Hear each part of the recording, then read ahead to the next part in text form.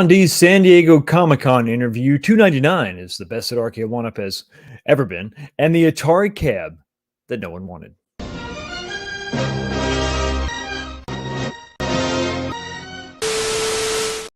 going on, everybody? Welcome back to the channel and another episode of This Week, the show where we talk about what happened this week in home arcades. What's going on, everybody? So yes, today is Saturday. So that means technically I am talking about the week that we are currently in. There's been a lot of debate, a lot of discussion. Big name YouTubers in the home arcade space have grappled and wrestled with this question over and over again. And that is the title of this show. Yes, it is called This Week, but I do it on Sunday. So that's technically the week after the week you're talking about. Well, that's true. But to talk about this week, the week has to end. The week has to actually wrap up if something happens on Saturday night. Well, I can't very well talk about it if I'm streaming then. So that's why I do it on Sunday. And then depending on your religious affiliation or, if your belief in the Mayan calendar, then Sunday really is technically that part of the week. It's included in the week. It's Monday through Sunday. Only crazy people believe that Sunday is actually the beginning of the week. It's just insane. Here in America, we believe that the weekend is, the end of the week, the weekend. That's why Sunday, is in the weekend. It's not the beginning. So I think I'm accurate in calling this show This Week. But if you have other thoughts, put those in the comment section below and throw them up in the chat. We can discuss in excruciating detail the name of the show, or maybe we could just get started with the show. So what's going on, everybody? Yeah, we're doing this on Saturday because guess what? I get vacation this time, though. I'm not going to move. I'm not going to take a week and move. That's not my idea of vacation. That's actually nobody's idea of vacation. It's the worst vacation possible. This time, we're going to take ourselves down to Alabama, Gulf Shores, and we're going to sit on the beach for an extended period of time. I'm going to be hard-pressed to remove myself from the sand and the lawn chair. But I'm sure it's going to happen. I'm sure somebody's going to want to go somewhere and do something. That's not, once again, my idea of vacation. My idea of vacation is going to a place that you pay for, and you sit there until they tell you to leave. That's what you do. You just sit there and you just watch the thing that you're there, whether it's a mountain, whether it's a beach, whether it's a whatever. If you're looking at snow, I don't know. You travel to a destination to look at the destination, not to go do other things outside of the destination. So it is what it is. It's not my vacation. It's the family's vacation. So we do what we got to do. So all that being said, that actually kicks off tomorrow. We're gonna hit the road tomorrow. So I had to do my show today. This week is happening technically this week. P-Dubs and I will have a more in-depth discussion about this in excruciating detail. We actually thought, I floated the idea of actually calling the show next week, and then I just have a show where I make up stuff that's going to happen in the future. But if it's next week, technically next week never comes. It's like tomorrow technically never comes. So I could talk about something that's going to happen tomorrow, and it never happens because we never get to tomorrow. It's always today. We're living in now. What you're looking at is now. Okay, enough of that. Thank you so much for hanging out with me and stopping by on Saturday. It's a little bit later. We're going to cut loose a little bit tonight. We got some topics structured same way, but we may go a little bit long tonight. We'll see. Whatever happens, happens. But I am dreaming. This is not the reason why I'm acting the way I'm acting. I'm kind of tired. I'm kind of done with drywall. I mean, I'm not done with drywall, but I'm done emotionally, mentally with drywall for today. But I did get the hardest wall done. The one with the most cuts and most outlets and all that, that's done. So I'm excited to share a little bit of that with you. Later on this week, I'll throw out a few short videos, kind of get you caught up on that stuff. Really anxious to get this done. Really anxious for the arcade to be an arcade. We're getting closer. We're getting closer. Phase 2, 3. This is phase 3. Phase 3 is nearing completion. So I'm really excited about that. And the thing that makes me a little more excited, the thing that gets me through the day is the bourbon. That's the thing that is in my glass. We're still on Johnny Drum. I think I'm probably, if you can see the back, I might finish this tonight. We'll just see how the stream goes. You never know. But I got the hat on backwards. It's the standard the standard uniform for the YouTuber. And I got the drink in my glass. Thank you so much for hanging out with me. I'm going to take a sip. Let me know in the comment section. Let me know in the live chat. What are you drinking tonight? It's Saturday night. You can actually afford to get a little crazy because we don't have to work tomorrow. If you do have to work tomorrow, so sorry for your life choices. Actually, it is what it is, right? So we talked about what I'm drinking. We talked about the weekend that I've had so far. Real quick, before we get into the poll question, I did want to mention something positive. The Marvel vs. Capcom 2 update came out, the online update. I played last night. Unfortunately, it didn't fix my skill level, but it appears that the online experience is much better. So I really experienced minimal lag. There were different stages I got to visit, not just the one, so that's good. And it's improved. Is it perfect? No, I don't think it's ever going to be perfect, but it is a welcome change. It's nice to see not only the update itself and the improvements, but the description of the update, actually what the update was all about. So it was nice that RK want to put that out there. So I did want to let you know about that. Yeah, my record is still garbage. I was beating a guy. I won like 2 in a row, and then he came back and just wiped me. Well, he didn't wipe me out. Well, yeah, he wiped me out. He beat me 3 times straight. And at that point, I very calmly decided to leave. No, I was about that close to punching my machine. And I'm like, Kith, it's $1,000. Well, it's not. I didn't get the Kith cabinet, but it's $600. So I didn't punch it. I just muttered some words under my breath and quit the match. After I was done, no rage quitting. You lose like a man, you win like a man. It's just the way that it is. So you know what I'm drinking.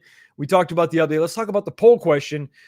This is something brand new, just happened. You crazy people last night beat me to the punch talking about this latest release we're going to talk about, or this leak we talked about just a second. And so the poll question is going to be focused on that. There's a lot to talk about here. So the poll question is simply this. So we got 54 people voting so far. Thank you so much. Let's see if we can't get that a little bit higher. Let's see if we can't get north of 200. I know it's Saturday. I know it's a different night that I'm doing this, but I really, really, really want to know what everybody's thinking.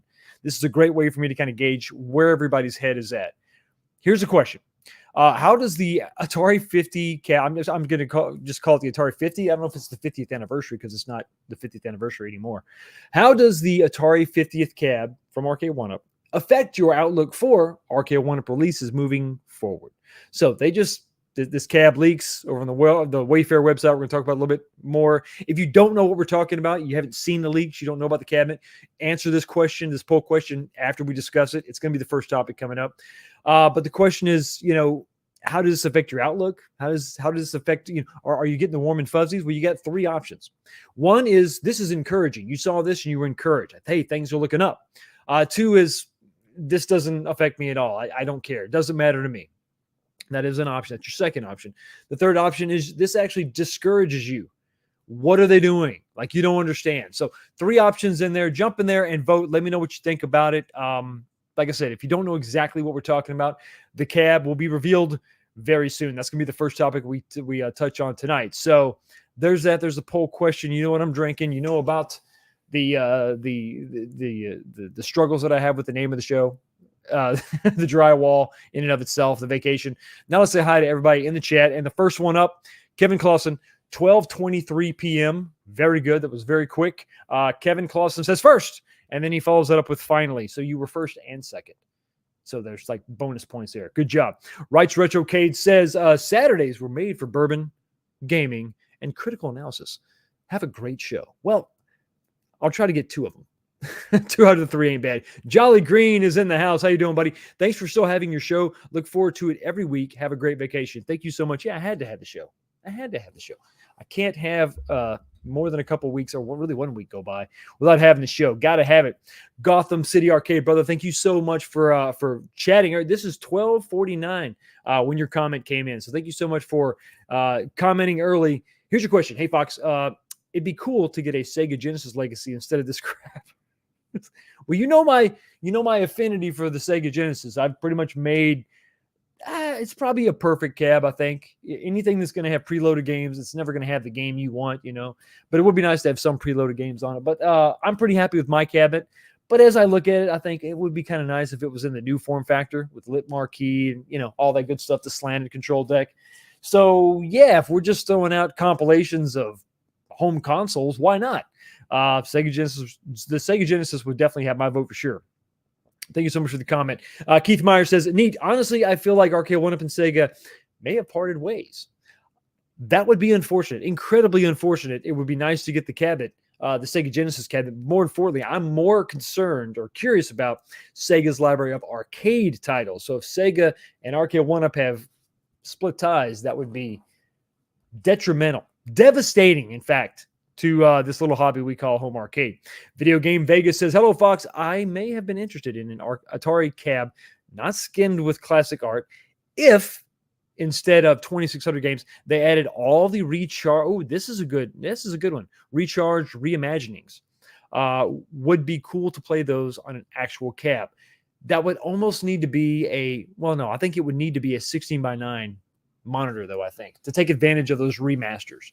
That was aspect ratio they were made in. So yeah, and we talked about this before on the show. Do we see them? Does RK1UP try? Do they go with the 16:9 cab to take advantage and it not really be based on an old cab, but a newer cab? I mean, think of like your Vulix cabinets. You know, some of these newer arcade machines, some of these sit down racers that have the 16:9 screens in them. Do they maybe take a step forward? And this is a new cab. I use the example of the beat 'em ups. A lot of these great retro beat 'em ups that are coming out. I did just get Double Dragon Gaiden for the Switch. I'm going to play that on the vacation. I can't wait to play that. I'm actually really excited about it. I haven't touched it today, but I can't wait to check it out. That looks like a lot of fun. But you take those games and you do like a compilation. Maybe that would be really cool. But I think it would necessitate the 16:9 aspect ratio, and that would conflict maybe with the Atari cabinet. I don't know. We got a lot to talk about when we talk about this cabinet for sure. Port of Dream says, I'll be working during the stream. Sorry about that, buddy. But my after work cocktail is picked out already. Don Q Rum and Diet Coke. Cheers, my friend. As you're watching this on the replay, cheers. Thank you so much for commenting. Anyway, even though you're going to miss it, just catch me on the replay, man. It really, really helps.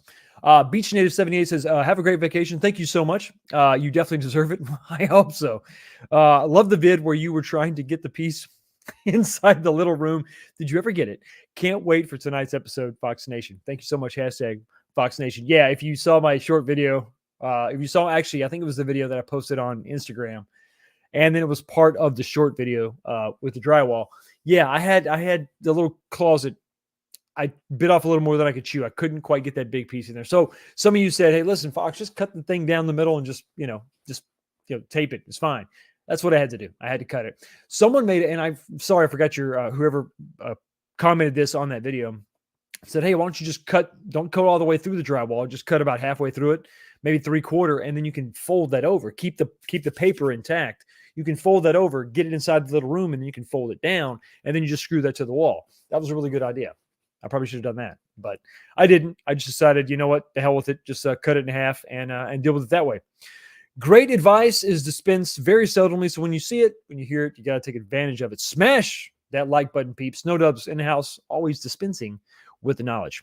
Absolutely. Formula Fox is in the house saying, message to RK1UP community. Stop thinking of Atari 50 as an RK1UP product. Look at it for what it really is, an Atari product. And it becomes much more appealing. Graphics will need work, though. I see what you're coming from. I see your angle, and I get it. But it's made by RK1UP, so it's difficult to see. This does feel like a collab cab, though, doesn't it? More than an RK1UP product. I see where your head's at, Formula Fox. I'll have to mull that over and give it some thought, because, like I said, at the end of the day, it's RK1UP. Releasing it is just a standard release, not some sort of special edition.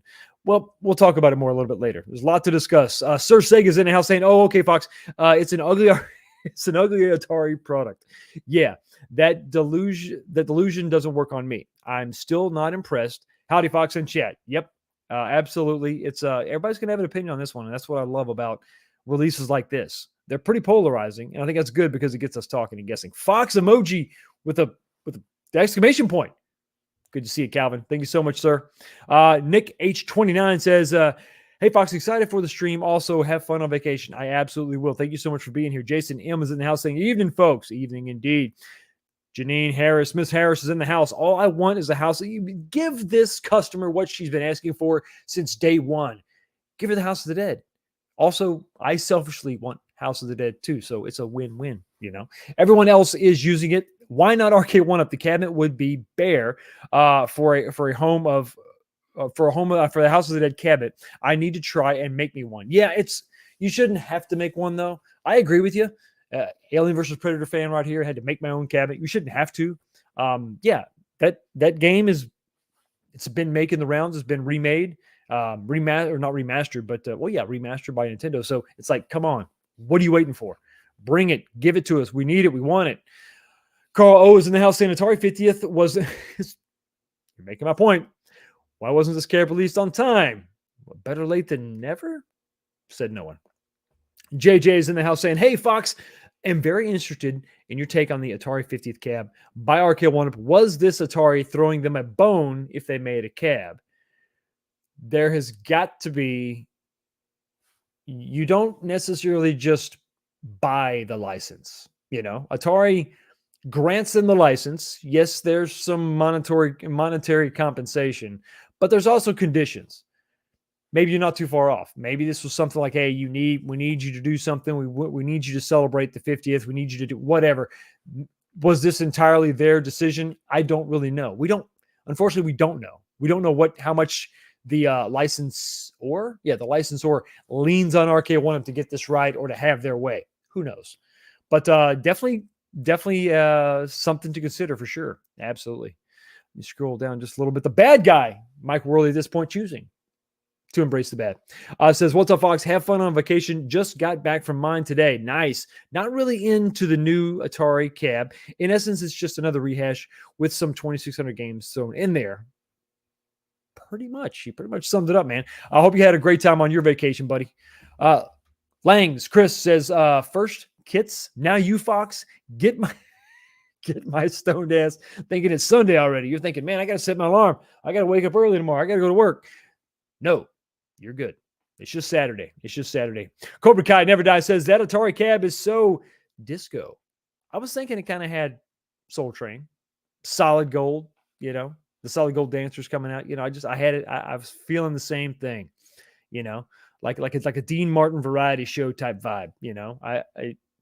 That aspect of it, that part I kind of dig. I'm not hating on that. Dan Z is in the house saying Fox emoji this here, and boom, right back at you, son. Thank you for stopping by. Let's see if I got everybody. Bob's in the house. Hi, all. Good to see you, man. Good to see you, sir. Saying Spirits says purchasing games a la carte next year is the bombshell. We're talking about it. Oh, we are talking about Toxins in the house saying 50 deluxe.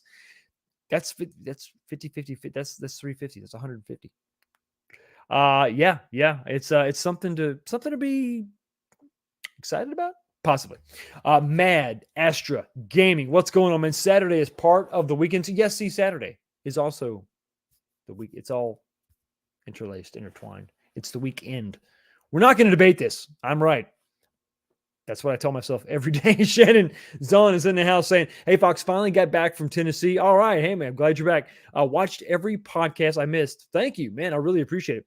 You're the greatest host. Well, we can agree on this. I am a host for sure. Appreciate catching you live again.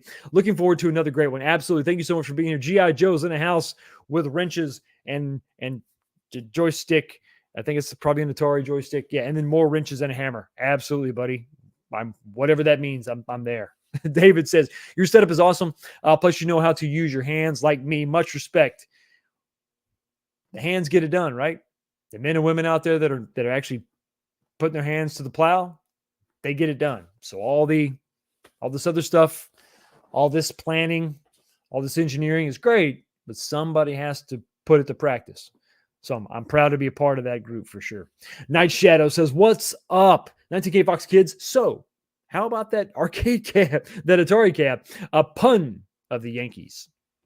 Absolutely. Snowdub is back in the house again, deeply consider this wise advice, this sage advice, as it were. Canadian 77 says, hi, hey, 19K Fox, your arcade build depresses me that I don't have your... Listen, these skills are easily attainable. Easily. Trust me, these skills ain't that great. Dark Empire says, don't worry, Fox. RK1-Up has a team of monkeys working around the clock, coming up with the new ideas, how best to ruin their own company. Virtual high fives for everybody. You said that. I think about that scene in in Gremlins 2, when you got the smart gremlin and he's on the phone with somebody we're telling all investors to invest in canned goods and shotguns, and then they got everybody else out there in the bullpen just like typing away. I think about that's my vision. That's what's going on there behind the scenes at RK1-Up. Just mass confusion and craziness. Tim D is in the house. Have a great vacation. Thank you so much. I appreciate it. I'm going to try to. That's going to be the plan moving forward. You know, it's you got to look forward. You got to have something to look forward to. You know, that's what vacation's all about. Also, another thing to look forward to is a $10 super chat from Bob. Thank you so much for your super chat towards your vacation bourbon. This is always appreciated. Once again, thank you so much for supporting the channel, buddy. And for listen, you're the first one up, so you know where you got to go. Not on vacation, but to the pit. Finish him. Molina wins. Flawless victory. Fatality. Endangered dog. Continue to put the dog in danger, says sup, Fox. And checkered flags? Yes, because we're finishing the race. We'll go with that, I guess. Chris Grossnickel. Don't care, brother, but I still love RK1-Up. We're not hating RK1-Up here. They will have some swings, and they'll have some misses, and they'll have some home runs. This, we're going to talk about tonight. Could be a little bit different. Jake Faust in the house. What's going on? Drywall. This is Team Drywall right here. Big fan of the Drywall channel that I've become. Thank you so much for following the progress of the Drywall channel. Joe says, not me for us, but this will definitely sell. Oh, okay, so this is not meant for us. Okay, but this will definitely sell to the home shopping network crowd. True, but it would be nice to have something for us, Joe. Why can't we have something? You know, come on. I'm like the kid, like at the dinner table, waiting for his serving. You know, be nice to have something. And of course, I know I'm a little bit jaded. Not everybody's like me. Some of you are getting what you want this year, and I'm happy for you. But I just feel like, you know, I only got one thing this year, and I got rid of it. So if you don't count the Shack Jam cabinet, you know, I've been kind of bummed. Been in a poor mood. I don't know. It's going to get better, though. It's going to get better, way better. Zero Cool says, happy Saturday. Thank you so much for being here. I do appreciate it. I think I've said hi to Mo. Jay Cuts, easy with the knife. I can't believe you didn't name the arcade the Foxhole. I haven't named it yet. I'm thinking, I'm leaning towards Foxworks, but I haven't committed to a name yet. We got to get it finished first, and then I'll come up with the name, and I'll get the sign done, and then that'll be the reveal. Like, boom, it's going to be on the wall. It's going to be cool. I mean, I hope so. Anyway. NI Rescue in is in the house saying Point Blank Namco cab. Yeah, it's coming. It's absolutely coming. Now it's going to be a time crisis cab. Let me just adjust this a little bit. It's going to be a time crisis cab, but Point Blank's going to be on it. I would like to have a couple. I would like to have more than one Point Blank on it, though. I'm gonna be honest with you. That would be really, really nice to have a couple point blanks. But I think one Point Blank is gonna really change up that cabinet. It's gonna add a lot to it. I think. Two stupid idiots. Come on, we talked about this. But listen, okay, your words, not mine. I love a Gauntlet Dark Legends Tekken series, Time Crisis 2, House of Dead series. Come on, RK1-Up. Let's push forward and let's look at some of these different properties and some of these different series. There's a lot of people that are begging for something just a little bit different. Show Gecko's in the house, and Hey Fox, having my usual a middle light. Have fun, and people, please do the right thing. Smash the like button. Okay, I've spent enough time saying hi to the majority of you. Hey, the Corner Kids in the house, saying Fox, let's go, baby. Absolutely. Ready to rock on. And good job getting that information out before me. Well played, sir. Well played. I mean, I was sleeping, so doesn't count. It doesn't count. I still win. No, kidding. You got me, man. Yeah, I'm glad you get it's important that we all, as soon as we find this stuff out, we got to post it up, man. We got to let the community know. It's fun. It's because of Skids. What's going on, man? Fox, been drunk, floating in the Gulf of Mexico for a while and missed some shows. I'm just hoping I'm assuming you made it back okay. Either that or your cell phone just finally got a signal. So that means you're hopefully floating near a shore, some shore. I hope it's the American shore. Depending on how long this has been, you could be, I don't know, in Africa. I mean, that is a long way. Maybe it's hopefully if you're in another country, it's I say Mexico. No, I think I'll take Africa over Mexico. It's not going well down there. Lots of stuff going on, a lot of craziness. Thank you so much for making it. I hope you're okay.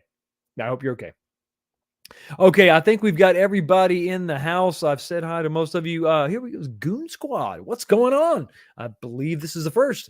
It's first time for me seeing you. You may have been here before. I apologize.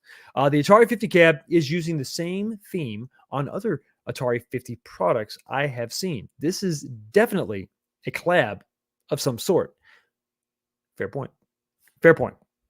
And there's other things that will actually set this apart. So there's some stuff to discuss for sure. There's some things to discuss about that, a little bit different than just your standard release. And I think that's where, once we get beyond our original or like initial reaction, our gut response, we're going to maybe see this in just a little bit different of a light for sure. Ralph Reed, hi all, how you doing? Good to see you. Hey, Console Kits, great to see you back on the YouTubes, streaming and whatnot. And your interview the other day was pretty spectacular. We're going to talk about it a little bit on the show tonight. Bro, was I invited to join this stream? I cannot remember.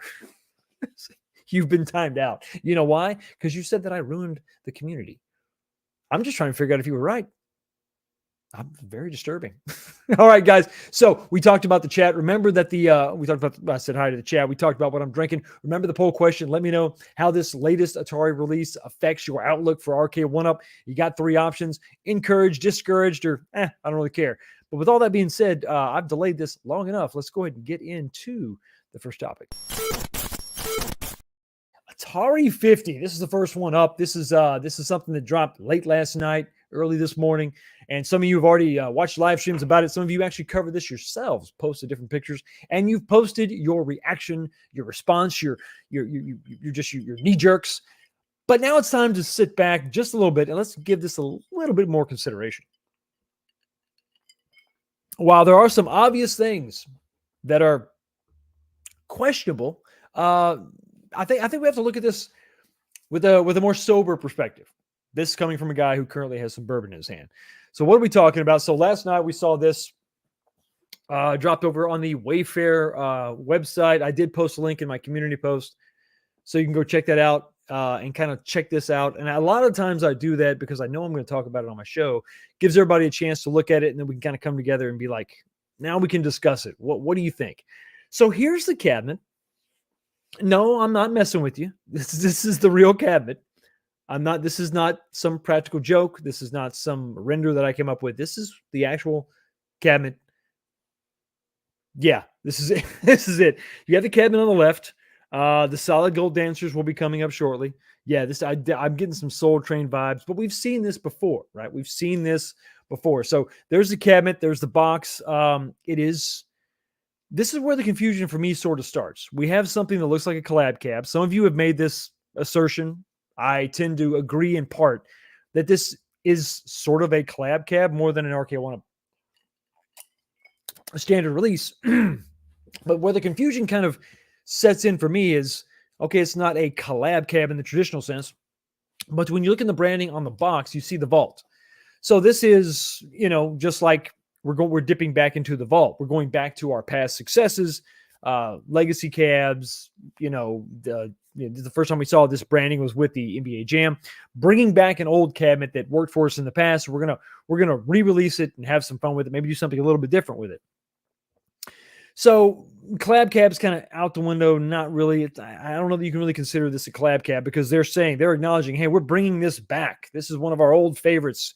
It's fresh out of the vault, although it looks incredibly different, and it's radically different than what we saw before.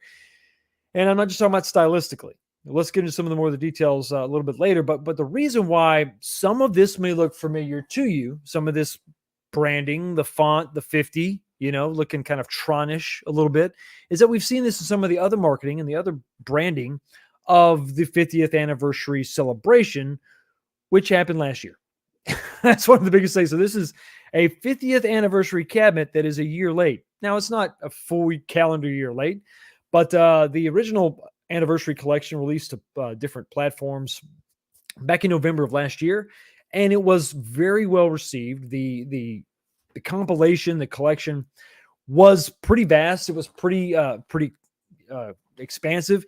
It encompassed just a ton of stuff. It wasn't just some of the games. Here's the games, play them, here you go. There was a lot of other stuff that was just a big celebration of Atari and its history, and just looking back at some of the different milestones in the company's history, right? It was a big deal. It was a big deal. And it was I think it was well received. It was a great collection, very comprehensive collection, tons and tons of games. What was like 130 games? It was insane. It was crazy. But like I said, this was back in November. And the fact that we're getting this cab this year seems a little bit odd, seems a little bit weird. What do you think? We already had someone say that, hey, why did this come out this year? I don't know. That's why this is just a little bit odd to me. My knee-jerk reaction is that this should have come out last year, because that was when, with the pandemic and all that, we were kind of there. Some of these releases were sort of drying up, but we did have that final push at the end of the year where maybe something like this would have been sort of overshadowed. So they thought, well, we'll just save it for next year.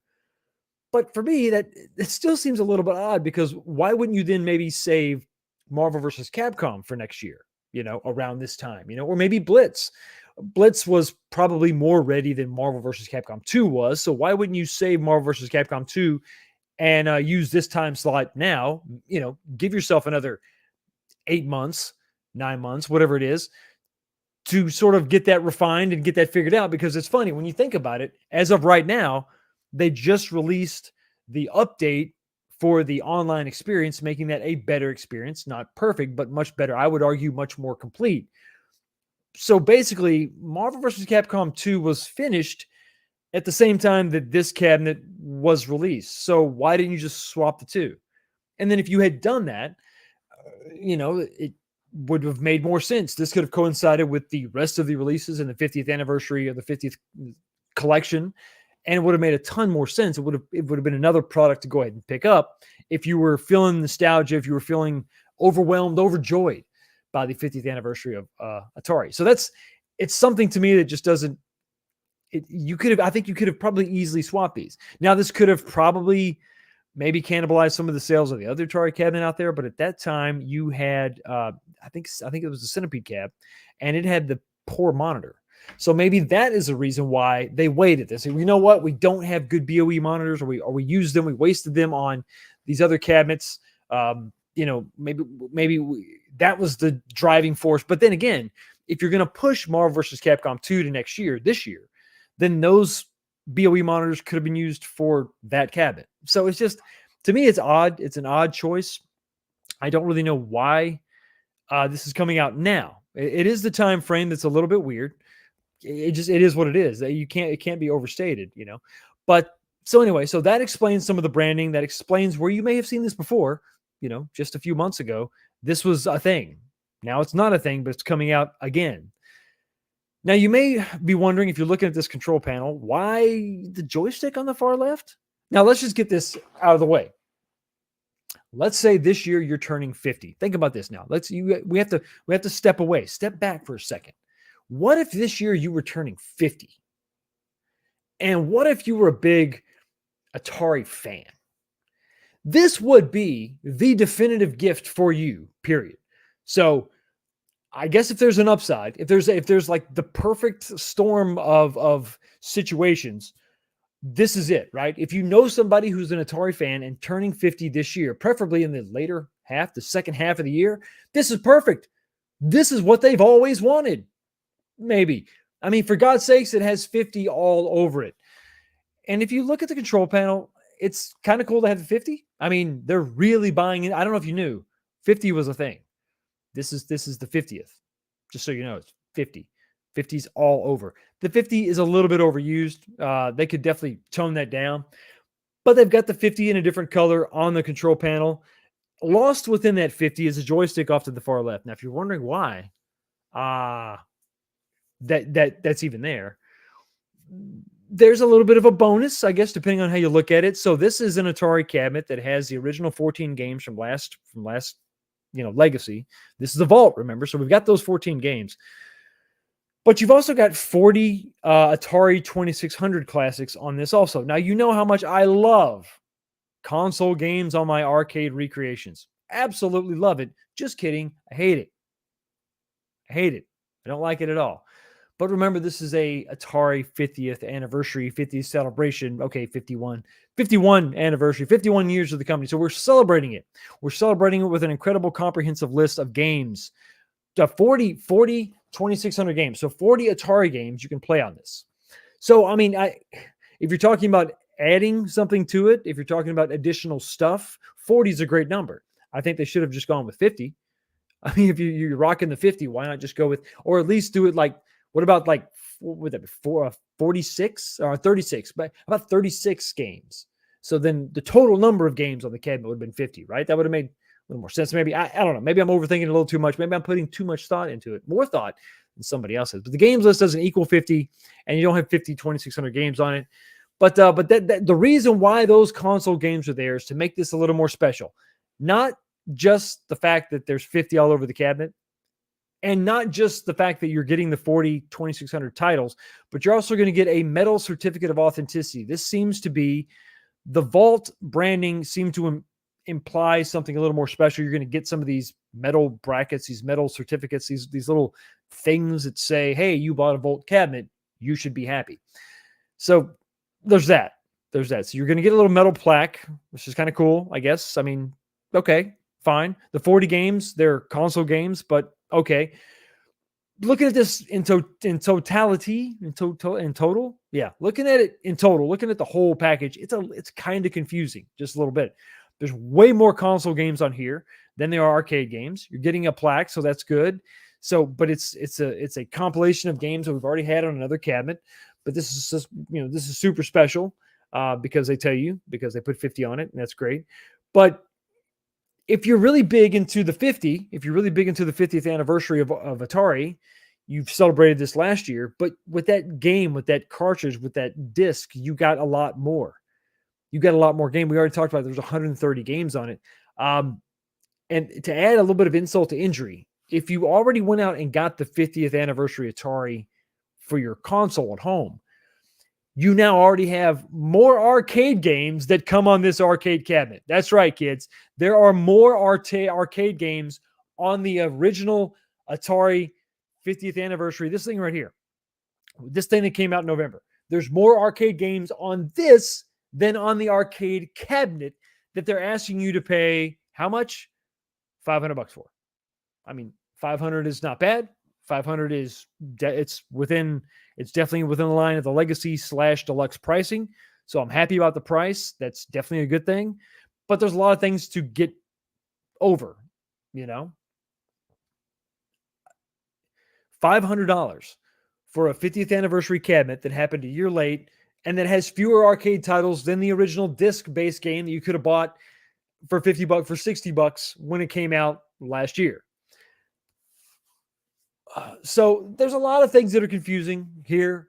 Not sure why it's happening now. If you went ahead and went this far, why didn't you just go? The shape of the cabinet is Missile Command. Why didn't you just go with the Missile Command theme? Why did you include? Why go this far? Why make this? Why? Why do this? I think you missed your target window. I think there was a target window where you could have capitalized on the hype of Atari 50. And you should have come out with this then. To come out with this now seems really odd, seems out of place, to say the least. And the fact that you're a part of a collection where to get the most arcade games, you had to go to another source. How about you include no Atari 2600 games, but all of the Atari arcade games from that 50th collection? Maybe you should have done that. So that, at least by getting this is the only way you're going to be able to play those arcade games in the original arcade form factor, right? So there's a lot here that I just don't understand. I just don't get it. And is this just catering to the masses? Is this, we've talked about this a lot lately. Hey, this isn't for us. This isn't for you. This isn't for you. Okay, great. We're talking about who this isn't for. Let's talk about who it is for. Is it for the people that are really into the Atari 50th, the celebration of Atari? Those people that are really freaked out about it, really, really love it. They've probably already got their fix. They bought the game. They got the collector's edition game. They got the bundle. They got the box with the statue and the sticker and the poster and all that. They already got all that for a lot less than what you're asking them to pay now. And current Atari cabinet owners are really kind of wanting something. I think if you're talking about the Arcade 1-Up fan base, I know this isn't for us. You keep saying that, but I think we're really wanting something a little more authentic. Maybe Centipede cab with the right monitor in it. Maybe with the right orientation monitor, maybe Missile Command, with the right artwork. It looks good. I mean, that's what I think we're looking for.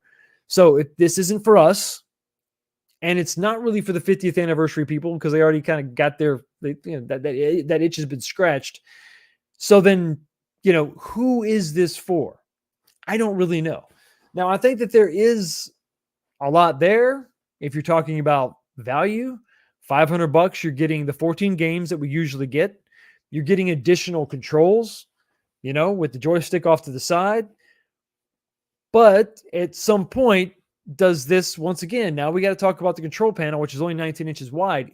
Is it overly cluttered? Is there too much going on here to be able to accurately control anything, to get the real experience of the games back in the day? Or are we sacrificing the Simpsons arcade game for Simpsons bowling, for lack of a better term?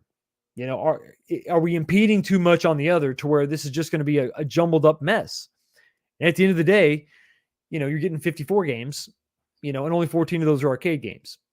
So if you really wanted more arcade games from Atari, you should have just got the disc, which you can currently get now for half the price. It's, I think it's still available digitally. So I'm struggling to figure out who this is for, but if you're wanting some Atari love in the arcade one-up form factor, you've got this option for $499. The only other option I think is going to be Centipede, but you're going to have to change the monitor. And I didn't have a lot of experience with that vertical orientation. It just didn't really work out for me. The monitor that I used didn't do it. That's why I actually just got rid of my Pac-Mania cabinet. And I've been waiting for another Pac-Man cabinet. And luckily for me, there's another Pac-Man cabinet or Pac-ish cabinet or someone within the Pac family. And it's this right here. It's a countercade. Here we go, guys. Everybody happy about this one?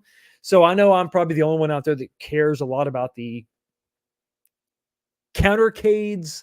I know it's kind of a weird form factor. I know some of you would just like, I would just rather have a partycade, and I get that because you like that 17-inch monitor. But for me, I still like the countercades. I still like this form factor. For me, this is my second. I keep saying for me. This is my second favorite countercade. My second favorite form factor. The countercade for me. I just said it again. I said it for me. I said for me again. I like this as a secondary, as a runner up to the 3/4 scale / the XL cabinets. I do. I really like it. But I'm not a big fan of this. Not so much because of the art style. I think the art style looks pretty good. It's a little bit bigger. That's good. Still rocking the 8-inch monitor, which if it's the same 8-inch monitor they were using, since they had those 2-player countercades, it's going to be great. It's going to be fine. Decent games list. I'm concerned about the crowding of the control panel, which is already small. You've got these side walls here on the left and right. So your left hand's not going to get a lot of or going to be used a lot because that's just the player 1, player 2 button. But you've got the fire button on the right hand side. It could be an issue trying to rest your hand there. That's definitely something I'm not too stoked about, but it was leaked. I think this is the first time we've seen this, and the price is going to be, I think there was some issue before and people were saying it's $300. It's $186 is what it's saying now. So this is going to be roughly a $200 countercade. I'm not excited about this one. I'm not going to get it. Not that it doesn't look cool. It looks kind of cool, but I'm just not going to get it. I think the control panel is going to be too cramped. And for God's sakes, there's plenty of ways to play Pac-Man. I'm sorry, Miss Pac-Man. There's plenty of ways out there. There's a ton, simply a ton.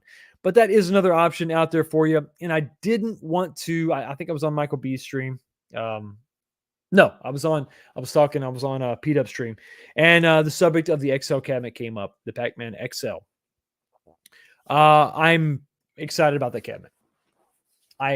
Since my Pac-Mania cabinet, I have not purchased another Pac-Man variant at all, waiting for the opportunity to see what else is coming out. I saw the deluxes. Deluxes were cool. I was thinking, well, maybe I'll just get a Pac-Man deluxe. I don't know, or maybe I'm sorry, not a Pac-Man, a Miss Pac-Man. I was waiting for the Miss Pac-Man proper deluxe. I think, well, maybe I'll just do that. But then I saw that the leak came out this week talking about for $599 a XL cabinet, a Pac-Man XL. And I think for me, I'm probably going to get it because remember, technically this will be, if it has a BOE monitor, this will be the first XL cabinet.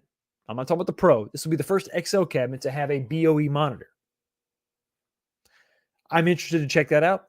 And I'm very interested to get one Pac-Man cabinet and call it a day. Just one. I just want one. I want one Pac-Man cabinet and that's it. And I'm a fan of the XL form factor. To me, I think that's the 3/4 scale. I think it's the true 3/4 scale cabinet is an XL cabinet. It is 75% of a real one. So that's where I'm at. That's what I think that's going to be. I hope it's going to be a good cabinet. I think it's going to be the Pac-Man to end all Pac-Man cabinets. So I'm going to get that one. Hey, we got some Rexer fans in the house. Rexer Raid. I hope that's a good thing. But yeah, console kids. Okay, I take back what I said about Fox. Did I destroy the community? Let me know in the chat. So yeah, I'm excited about that. So those were the kind of the releases that popped this week. Some stuff to really be concerned about. I think the XL is definitely the right way to go. Stick true to to me, that's going to be I like the fact that it looks just like the deluxe cabinet. It's got the laid back design of the screen. I think it looks good. So yeah, I hope the sound is really good. And the great thing, I'm excited about that cabinet, but I'm really excited about never having to buy another Pac-Man cabinet ever again. Moving on to the second topic, we have some concerns in the chat. We have some comments I want to get to real quick, but yeah, I think it was kind of a mixed bag as far as leaks this week. I mean, we had Atari 50th, which I just have no interest in. I think it's just a missed opportunity. It's kind of a gobbledygook of components that doesn't interest me. I'm not going to get it. The class of 81 countercade, no, I'm just not doing it. I'm not getting it. Some design issues there. And then you get the Pac-Man XL, which I'm going to get it. And to be fair, I haven't bought much this year. I mean, hell, 2 of the cabs I bought this year I've already returned. So, 2 out of 3 is not bad. Well, it's not good, but you know what is good? A $9.99 super chat from Ezekiel, the Chicago Retro Ranger, $10. Thank you so much, buddy. I do appreciate it. I am late. What up, brother? Question, Fox. Are you Snake? Does vacation mean secret mission? Fishy. Cheers, brother. Thank you so much for your super chat, buddy. Really do appreciate it. Cheers indeed. We're gonna have to top off the glass because we got some more stuff to talk about. But thank you so much for. And am I Snake? No. If I was Snake, I would have the coolest voice ever. David Hayter is just got the greatest voice ever. And no, sadly, I'm not. I'm just a guy that's about to blow you up. And in gratitude of this awesome super chat. Can't you do any better?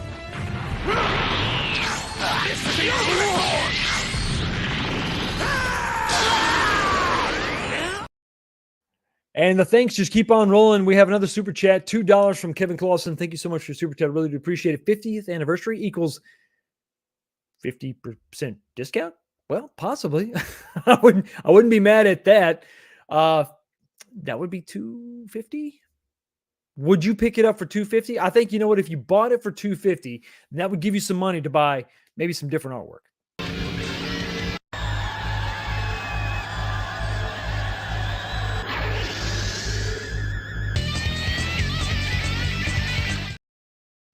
Thanks. Thank you so much for the super chat, brother. Really do appreciate it. Yeah, 50% off would not be bad. But you know what gets 100% of my attention right now? Kevin Clausen with another $5 super chat, buddy. Thank you so much for your super chat.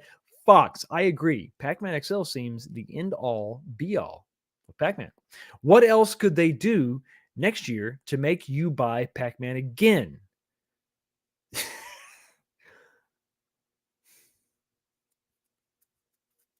A 1-to-1 recreation? Or maybe Pac-Man with a Phoenix 26-inch monitor? And the price would have to be $599. I don't know, 26-inch, maybe $699. I would entertain if they came out with a. I can't believe I'm saying this. I'm probably giving them way too much information. I'm going to regret this later. Yeah, I think if they come out with a 26-inch version. Yeah, a 26-inch version for $699.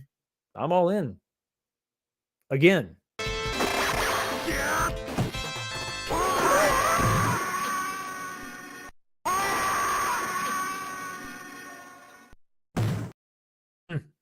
It's got to hurt. Falling to your death is never fun. But you know what is fun? A $2 super chat from Cobra Kai, because we never die, and says, how far can you get in Raiden 2 on 1 credit? What's my record? One time I got past the second stage on 1 credit. I think. At least once, maybe more than that. But yeah, I think that's my current record. And I'm being honest, I'm laying my soul bare right now. But I absolutely love the game. I love the guy. There's just something about it. The funny thing about Raiden 2 is that it's not a part of any compilation. It's never been remastered. The only way you can play it is arcade, obviously, and then the Raiden Project on PlayStation. And there was an official version. I think it was either Raiden DX or Raiden 2 that was available on PC, but it never comes out like on Switch. I got Raiden 1, and then I downloaded it as one of the classics, and then you can get cartridges of 3. I got 3 and 4 and 5, but 2 for some reason is just lost to the gaming gods out there. I'm not sure why. Is it some licensing thing? Was the source code lost forever? I have absolutely no idea, but it's very much a fun game and I enjoy it. But I think one time I was actually able to get past the second stage on 1 credit, and next time I think I'm gonna take a picture.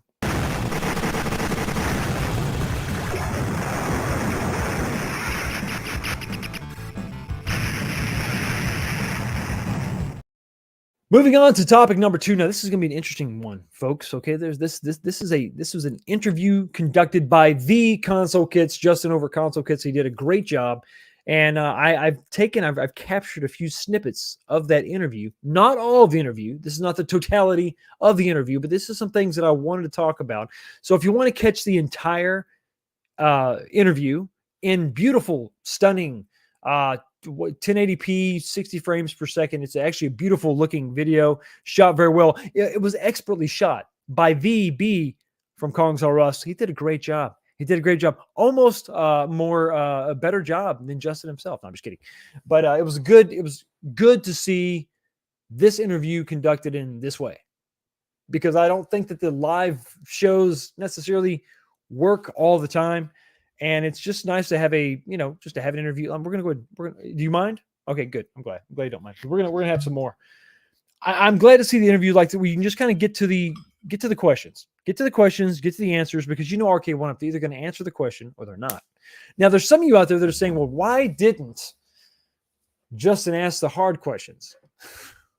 Okay, I can guarantee you he did. I know for a fact he did. But some of those questions, they're just not going to be aired. You can imagine sensitive stuff. But trust me, those when you sent me when I saw some of that footage, I was like, wow, dude, the stuff that ended up on the cutting room floor, the editing room floor, wow. That was he went for it. But we're not going to see that stuff. You can't put that out there. But the questions that were asked that we did see were pretty substantial, and I think that while usually the answer is soon, we got some very unsoon answers for some pretty good questions. So let's go ahead, and I've got a couple snippets here. Let's talk about some of the stuff that was revealed. The revealing interview with John D. during San Diego Comic-Con. Let's check out this first clip and let's discuss. Always wondering about what's coming next. Right. So we always want to talk about what's coming next. Now, also this year, we saw some interesting things in the home arcade community, like the company iArcade ended up filing for bankruptcy. But I want to talk a little bit about that. So one thing I have is, will we see some more products coming from Arcade 1-Up this year? Do we got more releases, more titles? What do we got? Yes, definitely. We have I would say we have 2 very new products coming out. We also have different form factors that probably use a lot of the same game list. But we have, I'd say, coming out, I would say roughly about 7 more products coming out. Yeah. Okay. So 7 more products coming out. Okay. And different, he talked about it. He had a couple different things there. Now, we can't read too much into it, but I mean, we're not supposed to, but I'm going to, because it's what I do. So 7 new things coming out. 2 very new things coming out this year. Now, he's probably one of those has got to be Time Crisis. We know he's talking about that one. It's got to be that. And from what we've seen, from the images we've seen, that's apparent. Is the other one Casinocade? damn it, I hope that's not it. I hope that's not what he's talking about, because technically it's not out yet. It hasn't been released yet. If he's talking about Time Crisis and Casinocade, well, then that's kind of a wah wah wah. Who cares, you know? But if we're not talking about Casinocade, because that's already been announced, it's just not been released. And if we're talking about, if we're going to go ahead and say one of those is Time Crisis, well, what's the second one? What's the new there? What's the super new? And this is not, I mean, he specified, he called this out. It's something separate. What could it be? So listen, I think everybody's speculating a lot about a lot, because I think we all want a lot, because we've been stuck in the desert, not on the Marvel vs. Capcom 2 online play, but the desert of new releases, the deserted wasteland this year. And listen, we're petulant children. We want more. We want it now. We want new stuff. We want new stuff all the time. We want that new stuff to be the best stuff. Good God, we sound like Donald Trump. The best stuff, the best people, the best games, all of them. So we want the best. We want new. We want different. We want it all the time. But this year's been stagnant, right? What do we have new? Fast and Furious. Now, Mike B over at the Michael B, the Game Genie channel, has assured me that people like it. People love Fast and Furious. I'm sure people do. And I'm not saying there's no fun to be had with that cabinet. That cabinet is a lot of fun. But for an arcade recreation, sucked. To me, it didn't land. It didn't hit the mark. So, but beyond that, what new have we had? Well, Casinocade, it's on the website. You know, it's not really out yet. You can't really buy it yet. So that's new, you know, but not really blowing the doors off anything. Time Crisis is something that has been leaked for a very long time. The price is still up in the air, $800, who knows? And the cabinet, from what we've seen, some of the leaks, you know, earlier, looks really good. Looks exciting. The games list is exciting. Is it going to be all we want? I don't know, but there's a lot there, I think, to really think about and be excited for. It's a franchise that I really like. What's the other one? I see a lot of you in the chat popping off about some Robotron. I see a lot of you in the chat talking about some Smash TV, Total Carnage. If you were to point to something out of the blue, something different, I know what you're saying. I feel you. Especially when you consider what has been said, you know, with the collaboration with Raw Thrills, Eugene Jarvis talking about what he would like to see. These game developers, representatives, John D later on in a part of the interview we're not going to go into, but he talked about the games that he wanted to see, he would like to see. That doesn't mean they're coming. That doesn't mean they're coming. I would be very, very excited about and I know John D or Michael B's going to get mad at me, but a Smash TV themed dual stick 2-player cabinet. You know, we've talked about this forever. They've already done this with Burger Time.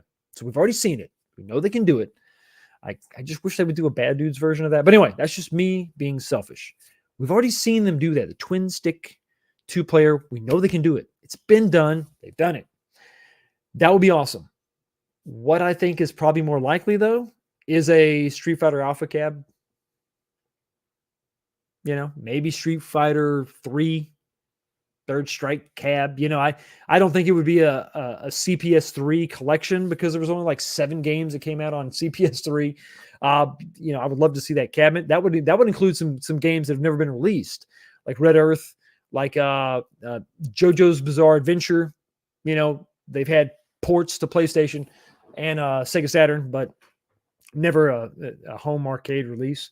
That would be cool. But I'm thinking that if I had to put money on it, I would think Street Fighter Alpha cab.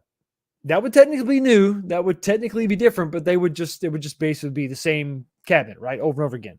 That would be the safer bet. And everything they've been telling us about so far has been conservative, cautious, you know. That's what I lean toward. That's what I think. That's what I tend to think that they would do. But I think that a close second-ish, I think it's definitely within the realm of possibility. The consideration would be Smash TV. Obviously, Total Carnage. And then Eugene Jarvis loves Robotron. Talked about his dream cab would be like this 10-player Robotron. And with the online function, they could do it. But to me, that seems a little bit obvious. They were pretty open about talking about it, and to have it come out, I just think would be a little too on the nose. They've usually not been that open discussing it. Now, it was Travis and Eugene Jarvis talking about it. So Travis is not, as far as I know, he doesn't work for Arcade One Up, so he would not really necessarily want to hide what game was coming out. He would be probably a part of that conversation. So it's a possibility that could happen. But I tend to think it's going to be something like a Street Fighter Alpha or something. Could it be MK4 added to a cat, or maybe it could be an MK4 themed cabinet with all the other Mortal Kombats on it? Maybe. I don't know. I don't know. I don't think that they would go that route because, as we know, Arcade One Up hates Mortal Kombat. So I think that I'm thinking something like Street Fighter Alpha might be one of the ones. There's so many deep cuts out there that they could do. One of the games that I would love to see that has a unique control scheme that is a little bit different is SCI, Special Criminal Investigations. I think it's a Taito game. It's one of those games I remember playing back in the day. So if you don't know, this was what was the first game? It's technically a sequel to Crash. What was the other one? The name is escaping me, but I think it was Crash HQ. But it was basically you're in a car and you got to go catch the criminal, and you got to smash the criminal's car. And once the car breaks down, then you can pull him over and you can arrest him. In SCI, in Special Criminal Investigations, it actually spelled it out on the side of the cabinet. It was way too wordy. SCI was cool. They should just stuck with the acronym. But with SCI, you had the cabinet was a steering wheel and then a high-low shifter. But on the high-low shifter was a pistol grip with a trigger and a button on top. And you could what happens is while you're in the game, you're driving and you're using your car as a battering ram, but then you can also pull the trigger and the guy will jump up. Chase HQ. Thank you, Kong. I appreciate it. That was the first game. Not, what did I say? Smash? Smash, whatever. But anyway, so a part of this cabinet, you're driving graphically, you're driving the game, and then your co-driver, your partner will stand up out of the T-tops. I think the car was a Nissan 300Z, I think, with the T-tops removed. And so your partner would stand up and he would, with his pistol, shoot at the car. So while you're ramming the car, you're using the guns. So you're driving and shooting at the same time. It's pretty awesome. And then later stages, you would have a helicopter come and drop a grenade launcher or a bazooka, a lot like Road Blasters. And maybe that's why I love it so much, because I love Road Blasters. But so your partner would get a bazooka. So now you're driving, and you're trying to hit this car with your car and you're shooting it. It's 80s fun. And that's a unique control scheme that you could easily do. Very, very simple. You've already got driving games. You could have just a high-low shifter, which you already do anyway. Just incorporate a trigger on that. That would be sick. And what would that cost you? Nothing? I mean, what's that game going for? And it's another one of those games that didn't get a release. I think it got a Sega Saturn release. Yeah, I think it got a Sega Saturn release in Japan. That's it. So there's not a lot of ports of this game running around where you could even play it. And I think there's a game board. There's the PCB on eBay right now going for about $400. I'm also watching a cab. That's $4,000, but I did get an offer. Yeah, he knocked off $100. So $390 or $3,900. I'm sorry, $3,900. I could have the thing. No, there's just too few of those cabinets out there.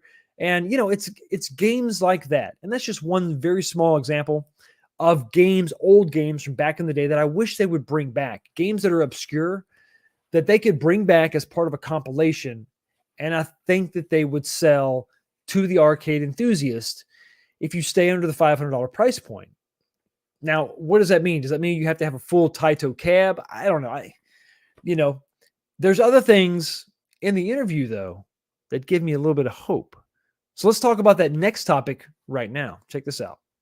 Pretty cool. Now, I'm wondering, because, I like the business side of Arcade One Up, or just following it, right?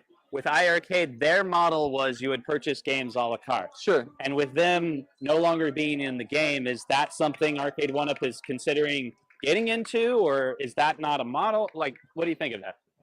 We're definitely considering it, and I think it'll happen probably sooner than later. Oh, really? Yeah, the reason that we hadn't considered it before is because to have a model where you're adding games or monetizing on extra games, you really have to have a huge install base, right? Mhm. I mean, so like Steam, you put a game on Steam, they got millions and millions of people to, you know, to serve the game to and market to.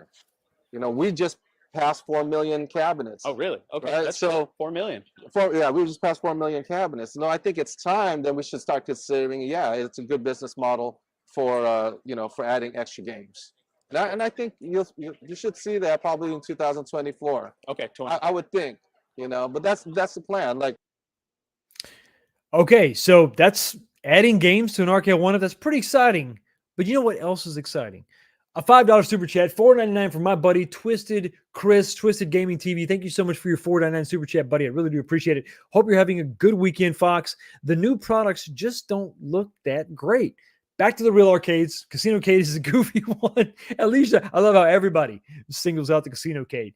And yeah, it's good to have the real ones as a backup as we wait for Arcade One Up to maybe do something that's a little bit surprising, a little bit different. Brother, thank you so much for your $5 super chat. I really appreciate it. And you know what you're getting. Where is she? Here you go.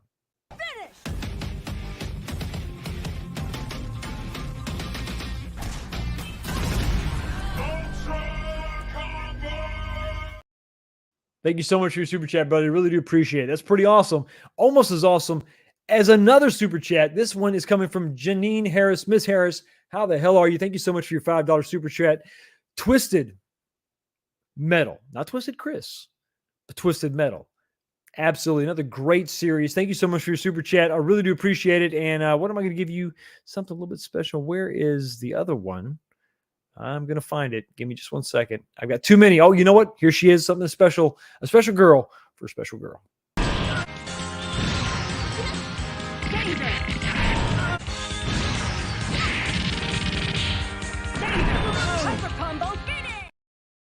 So adding games to your arcade one-up. Now, I talked about just now odd, weird, crazy games that maybe wouldn't sell an entire cabinet. But what about adding games to an existing cabinet you already have? So John D just talked about they just passed 4 million cabs. Now, how many of those cabinets are Wi-Fi enabled? I'm not sure. Let's say half. So you got 2 million cabinets that are Wi-Fi enabled. I think that number is increasing exponentially because of some stuff we're going to talk about later on in the show.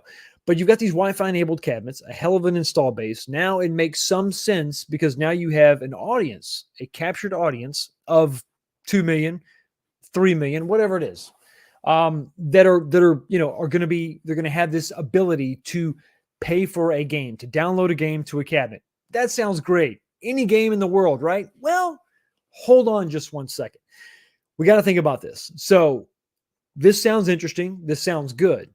I'm going to give you an example of a really, really, I'll start off positive, right? So let's talk about what could realistically happen. Okay, first off, right off the bat, if you want to download a game to your cabinet, you've got to have the correct control scheme for the game. Okay, so it's not like you're just going to download Street Fighter on your Ridge Racer cabinet. It's just not going to happen. It doesn't make any sense. So right off the bat, you're going to be restricted to the games that you can, download based on the cabinet you have. So if I have a Ridge Racer cabinet, am I going to be able to download SCI? Is that going to work? Taito, Namco, I don't know. I don't have a trigger on my shifter. I don't know if that's going to work. So it would be maybe another Ridge Racer game. Maybe I could get the game. Remember back when we were speculating years ago at this point, we were talking about Ridge Racer when it was coming out and the games list I wanted. A game that was in the System 22, the Namco System 22 library that I really wanted to change up the games listing is Dirt Dash. And that's what I wanted. And it was something different than the other games. We didn't get that.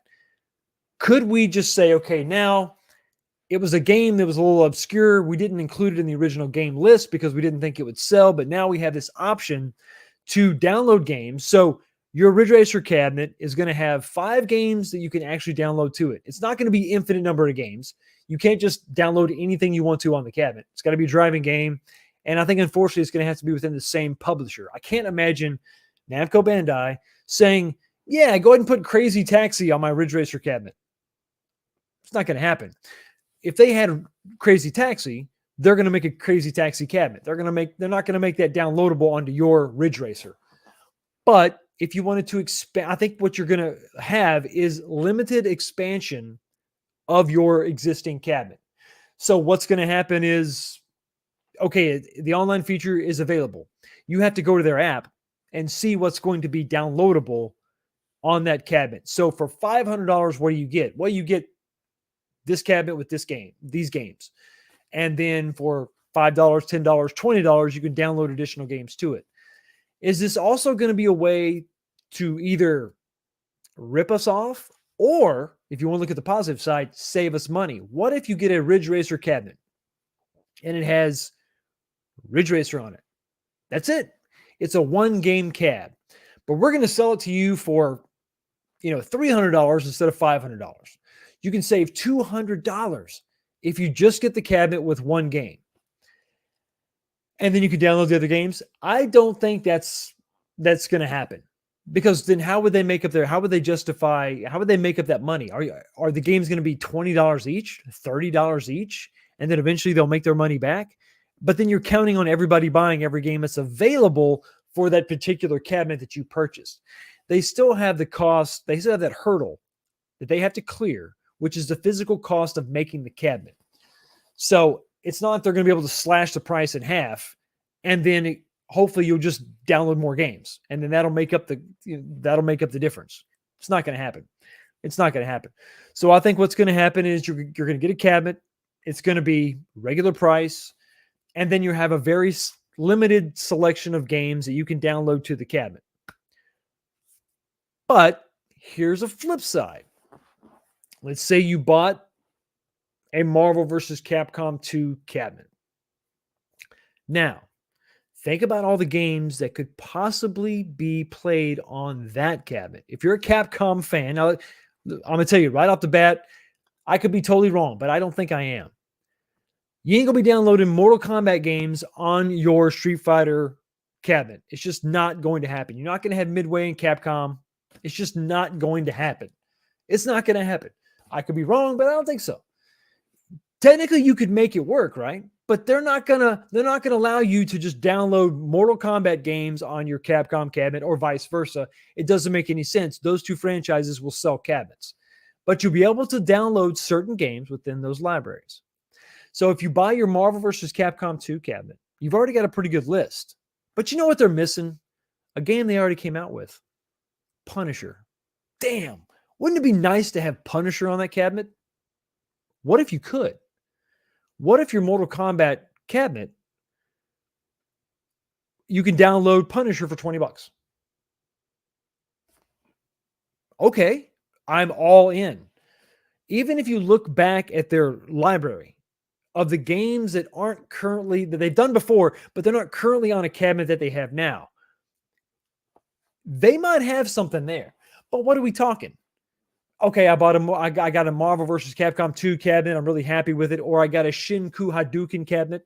Am I going to be able to download Marvel vs. Capcom 2 to my Shinku Hadouken cabinet? Well, no, that's the marquee title of that cabinet. So I think you can take marquee titles right off the bat. You're not going to get a marquee title downloadable on your cabinet. It doesn't make any sense, because that's what's going to sell that cabinet. But if you had Shinku Hadouken, and the only versus game you care about is X-Men versus Street Fighter, maybe you can download just that game. How much is that going to be? Is it $20? Okay, $20 saves me having to buy a whole new cabinet for $500, which then again also cannibalizes on their potential sales. So is it also fair to say that not only are you not going to be able to download marquee titles from other cabinets, but are you not going to be able to download any games that are currently available on current cabinets? Now you see that list really starting to shrink, don't you? So all of a sudden, this dream of downloading anything, it really starts to shrink. All of a sudden, you can't download that much at all. But I think it would be good for little things like adding Punisher to your Marvel vs. Capcom 2 cabinet. The control scheme is exactly like you would use, and it would be a great addition to that cabinet, and it extends the life of that cabinet. If in the future they decide to release fewer cabinets, if we have another year like we had now, what's a great way to get you excited or keep you excited about your current cabinet? Give me the option to download a game. If I could add 1 or 2 games or 5 games to this cabinet that are different, that are unique, that I really missed from my other cabinet. I had to sell my Marvel cabinet, my Marvel superheroes cabinet. Man, I sold it, and I didn't want to, but I needed the space. But it had that one game. It had Punisher. If I could just add that, okay, that would be great. And they could have some sales there. That could absolutely happen. But then they still have to contend with licensees and all that. I've also heard that Punisher can't be on another cabinet because of the violent nature of it. So I'm curious about the ability to download games is not a question. We saw them do that on Ridge Racer. You can have another game downloaded to your cabinet. That's no problem. What are going to be those limitations? But I think it's going to be a way to add a little bit of life to existing cabinets, which only makes sense if you're releasing fewer cabinets. And I wouldn't be mad at them if they released fewer cabinets with a little bit better quality, a little bit better quality controls, make them all XLs, all that stuff.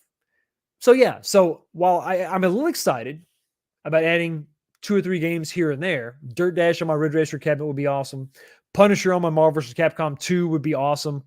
I don't know, Revolution X to my T2. Freaking awesome. How much am I willing to pay? $20. But if it's more than $20, is anybody really going to do it? I don't know. But it would be really awesome. Yeah.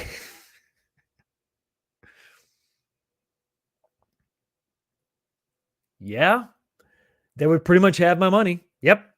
I would absolutely, because to me, that would be the perfect versus cabinet. You'd have all the versus games. Alien versus Predator is a versus game. That's a topic for a whole nother show. But you see what I'm saying? While the promise is there, they have the ability. It's not going to be as simple as just any game you want. It's going to go on any cabinet. But it definitely has the potential to, extend the life of a cabinet you currently have. And, that's a good thing. That's exciting. That's interesting. And it also gives me a little bit of hope that we could see some weird, deep cuts showing up. Maybe you can't have a SCI cabinet. Maybe you can't have a Robotron cabinet. But if you have the ability to download games, make them deep cuts. Make them be weird games. Not for nothing, the iArcade has some weird games. Lame, obscure, whatever. But a lot of people played those games because they were available, because people, well, hell, I bought this cabinet. What's this game? I don't know. Let's try it out. And they got a new fan base. They have new fans now.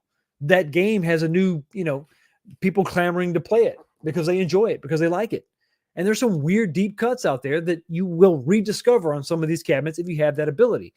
How many retro games have you downloaded off Steam or Nintendo Switch or, PlayStation that just kind of, you were kind of needing some kind of retro game fix, and it was there and it was $5, whatever, and you downloaded it.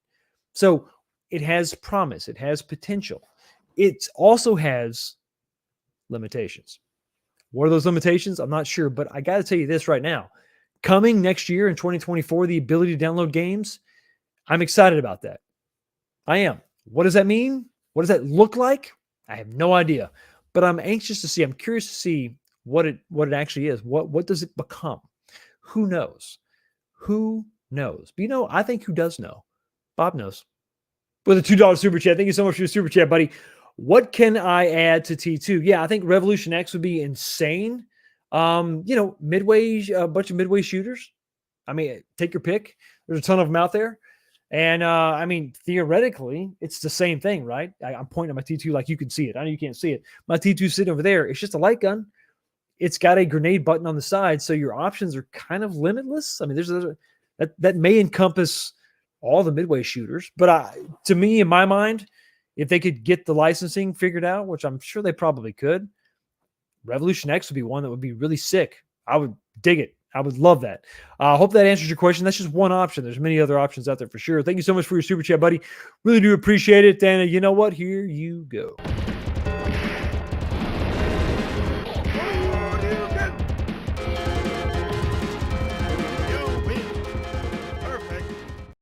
Thank you so much, buddy. I really do appreciate it almost as much as I appreciate this. Another super chat. C Marvel 360, $2. Thank you so much for supporting the channel with your $2 super chat, buddy. Really do appreciate you. Era of downloading downloadable games with SNK license. Oh, don't. No. I see where you're going. Here's my caveat. Come out with an SNK cab. Come out with a big red version of the SNK cab. And then give me the library of 50 games to download from. Now, that's something right there I can absolutely get behind. Finish him. Squad wins. Flawless victory. Fatality. I love it. That's an excellent idea. And listen, because I'm good at it. That's why. Thank you so much for the comment. Yeah, SNK fits the model perfectly because of the control scheme. It's all the same. So, you got a 50 games list out there. Maybe this is the impetus. Maybe this is the reason. Maybe this is the inspiration for the downloadable content, the downloadable model. Sell an SNK cab with 10 games on it. And you got 50 more to buy, 40 more to download. Think of what you could do there. Start your SNK cabinet or collection out. Get your four. They can mimic like a 4-slot, right? With the marquee and all that. I mean, make this thing legit. Make it a $600 cabinet. I want to be able to hit the button and select. I want to highlight different games on my marquee. I want you to really go all out and make this SNK cabinet and give me 5 games. Just whatever. Take a game out of each major series from SNK, from Neo Geo, and then make the entire library available, downloadable. That right there could pay for itself. That right there could be worth all the trouble. 50 games. It's got an SD card in it, or it's got memory soldered onto the board that can hold every single game in the entire collection and just load me up. Because my dumbass would probably download all of them. Man, dude. Why settle for Why settle for a Metal Slug cab? Why settle for a Samurai Showdown cab? Why settle for a Fatal Fury, World of Heroes, Art of Fighting, Rengoku? I know, it's a beat 'em up. I love it. Why settle for that when you just have them all? That was kind of the model that Neo Geo pioneered back in the day. And John D, if you haven't figured this out, if you haven't, talk to me. We'll converse. This is my idea. I'll take a small fee, a consulting fee. But I think that right there could be the whole launching point of the entire download service. An amazing back catalog of games that all have the same. That could be it. But the hits didn't stop there. This console kits interview with John D didn't stop there. There was much more to discuss, much more to be revealed.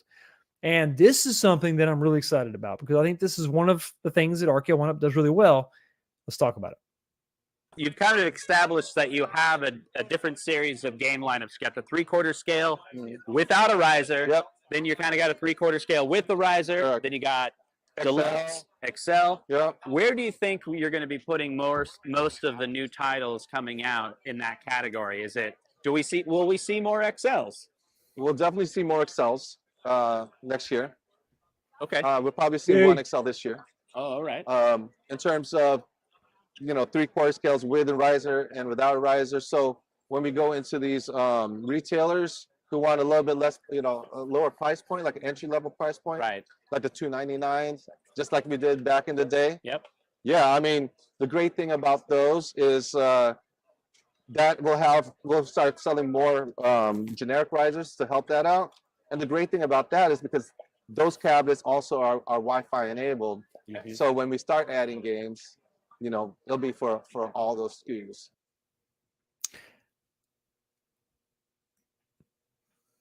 Oh yeah. XL baby, exit out. Yes. So I have probably led the charge in some ways, giving RKO 1UP a lot of crap about some stuff they've done recently. I wear that as a badge of honor. I think it's important for me and others to be straight up. I'm going to be excited about what I'm excited about. I'm going to give them a hard time about what I think they deserve. a hard time about. But what I dig, what I've enjoyed they've made so far is the XL cabinets, the XL size, the XL form factor. My first exposure to this was the Golden Tee. My second exposure to this was, the Shack Jam. And I think that the control panel should definitely be bigger. But for the most part, I think the size it's like perfect. Okay. It's still not the real thing, but it's an acceptable size. It's an acceptable step down. It's a close companion for the real thing. It doesn't seem super weird and out of place. The 17-inch model is just a little too small. I enjoy them. There's a lot to like there, but they're just a little too small. The XL size, the XL form factor, to me, is where it's at. We shouldn't have really bothered with deluxes. We should have just moved on right into XL territory. So everything 17 inches and down has a riser. That helps distinguish the series, the categories within their brand. And then when it comes to no riser, you got to go XL. And to me, that's where it's at. That's exactly where it's at. And so that's what gets me excited. So when he starts talking about XLs, more XLs are coming. Now I'm excited. Now I'm pumped. Talking about the XL that's happening this year, well, we know what that is. It's Pac-Man. It's Pac-Man. If you're going to come out the gate with a new XL this year, the only flaw, it's a pretty huge flaw, has been the screens with these XL cabinets. If you want to come out with something solid, you want to come out with Namco, Pac-Man. It's bargain. It's not bargain basement, but it's tried and true. It's the foundational cabinet, and you do it with a BOE monitor. More people are going to buy it if it's got the right monitor in it, and if you do it like you've done the other ones, the size is going to be good. This could really get people excited about, and I need to see XL branding on your cabinets. Quit with the weird nomenclature. You've got the Vault collection going on. You have Deluxe clearly established on your packaging. I want to see XL. The community came up with XL. You owe it to us. XL cabinets, and put it on and it's marketed, it's branded XL, boom, on the side. So there's no misunderstanding whatsoever. We know we're getting a 19-inch monitor in there. We're happy about it. We're excited. Boom, XL on the packaging, and then say thank you to the fans. That's what you do. No virtual high fives. No virtual high fives. Or you're going to get a virtual middle finger from all of us. We don't want that. But put XL branding on the cabinets. And $599 is a great place to be. $699 is what we saw before. $599 for a legacy cabinet that is an XL. So I can see you've already made a distinction now. So now we have $599 XLs that are like legacies. And you're going to have $699s that are something a little bit different, like the Golden Tees. And then you're going to have a $999 for your pros. And hopefully you'll never do a pro again because it's just too much. It's just too much. Bring it back down. You can have a couple categories within XL. That's fine. I'm all about that. That's cool. You can definitely do that. And I think people are going to, we'll dig that. We'll be all about it. It's better than having a $699 or $799, cabinet with a 17-inch monitor. I'm just not there. I'm not down with it. Not good. Not good at all. But you know what is good? A super chat from Vic Vicious 75. Thank you so much for your $5, your $4.99 super chat, buddy. Really do appreciate you. Sorry, Fox, late to the party, watching UFC 291. Watch your mailbox soon. Never apologize. Thank you so much for being here in any way, shape, or form, in any capacity whatsoever. I do appreciate you. Thank you so much for your super chat, buddy. And here you go.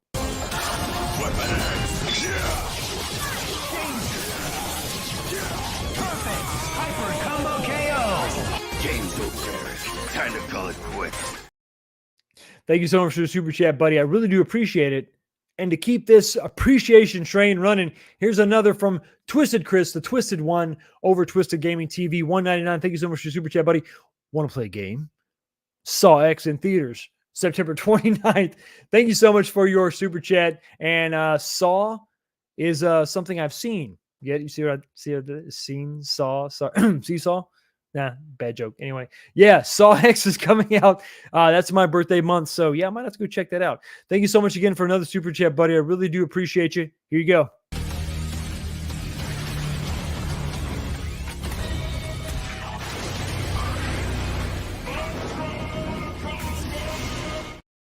So XLs, I'm digging it. I'm excited about the potential of XLs. I like the focus of the XL. Now, what are we going to see in the XL form factor?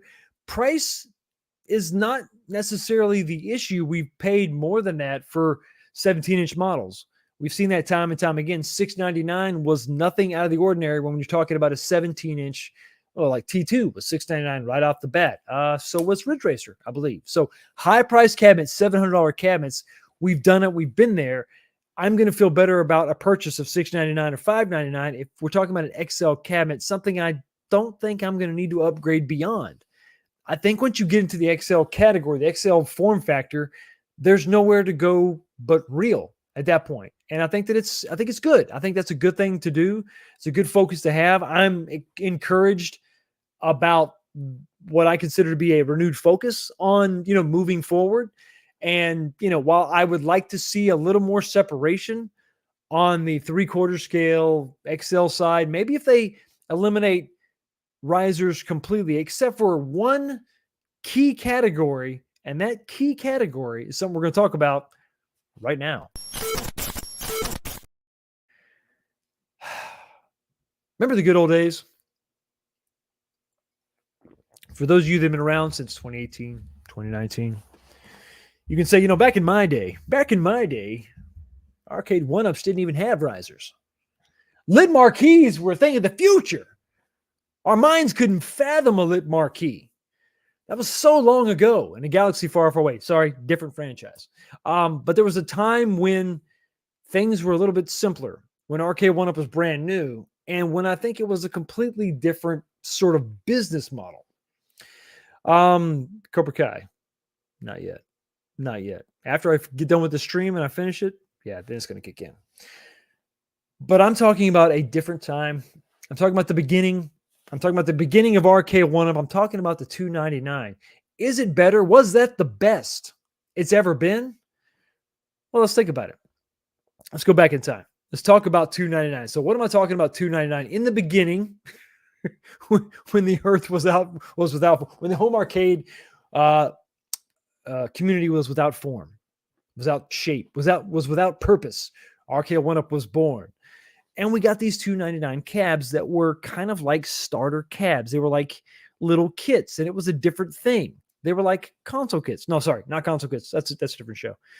They were these little things that you would put together, and they were really kind of cool. It was a different way to play, to play an emulated version of your game, right? But it was lacking a ton of stuff, right? It came like I've got an example on the screen right now. You had Street Fighter, you have Mortal Kombat. There was like Street Fighter had 3 games, but it was a control panel. This is kind of cool. It's got the buttons and it's got the joysticks. Okay, this is kind of cool. Didn't have a lit marquee. The screen was very upright. One speaker inside the control panel, but it was $299. It was no big deal. And then as things began to move forward, we saw a bunch of additions. We saw some subtractions. And I don't know, looking back on it now, that the price to feature ratio really kept up. I don't know that the value was really realized. On some of the stuff, you could make an argument, sure, maybe.